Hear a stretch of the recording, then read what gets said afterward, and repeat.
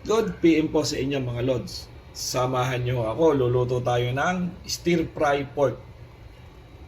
Stir fry pork, let's G. Gisa po natin ang bawang sibuyas mga lods ha. Ayan, sabayin na natin. Gisa-gisa lang po natin yan mga lods.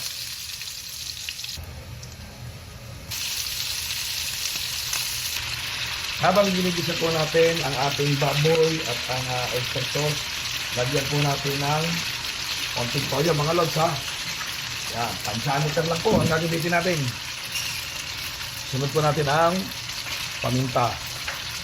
At siyempre ang ating umami, Ajinomoto Bechin. Bahala ka na. Yan. Antayin po natin ang mga 3 minuto mga lods ha.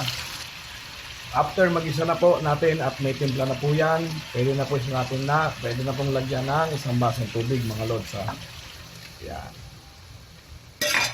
At pwede na rin natin ilagay ang Baguio beans. Antayin natin kumulo mga lods ha. Pag kumukulo na po siya mga lods, haluin na po natin para maluto ang ating Baguio beans. Ayan. After 5 minutes mga lods, ito na po siya.